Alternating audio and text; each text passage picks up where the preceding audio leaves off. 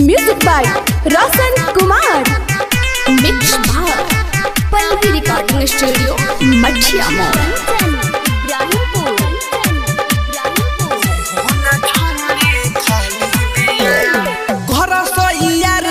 हमरोला से तरे नहीं तो करब हम तो हनी पकेसरे रे भाई घर यार मालो हमरोला से तरे नहीं तो होई अब तो हनी पकेसरे आ होई देखे में सुनर की ना जाली बिया घेर करवा सल बड़ा सुनो ए कनी के धइले मारो के कबारे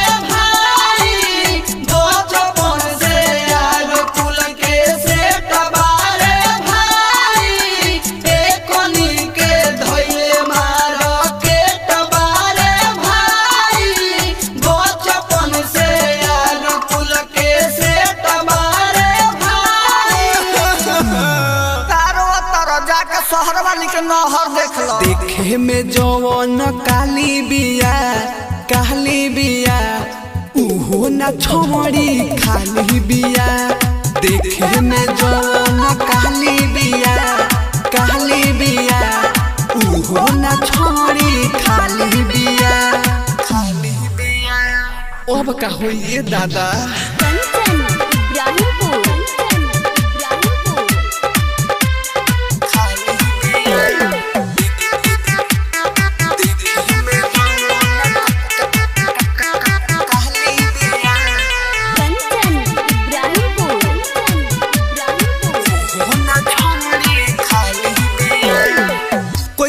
कोइले रही हम डराई एही से यार हम बन खोखुआइल एही से यार हम बन सुना कोई गुप कोइले रही हम डराई एही से यार हम बन खोखुआइल।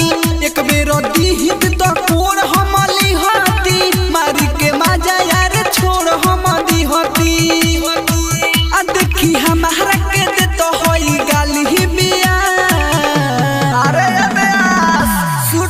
झूठ बिया के चुमा जोनीली है रे भाई छदिया से छुआइल बिया पर के रे भाई एकरा के चुमा जोनीली है रे भाई छदिया से छुआइल बिया पर के रे भाई सकल वाली सना यो कल वाली सब चलली।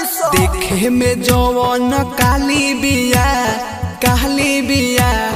उहो न छोड़ी खाली बिया। देखे में जवन काली बिया उहो न छोड़ी खाली बिया।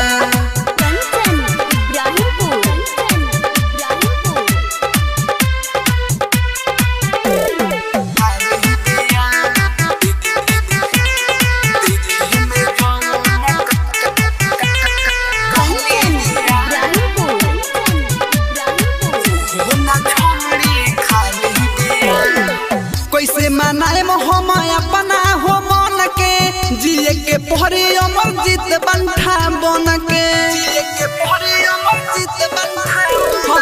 कैसे मनाए हम अपना हो मन के जिए के पहरी अमर जीत बंठा बन के।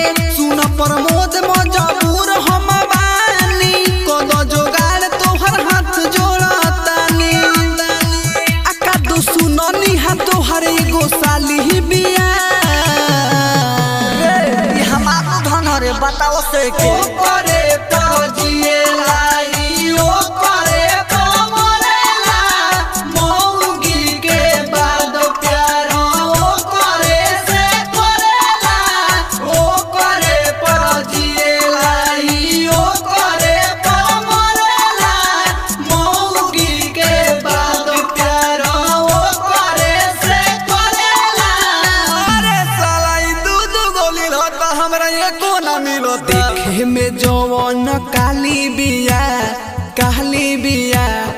उहो न छोड़ी खाली बिया। देखे में जवन काली बिया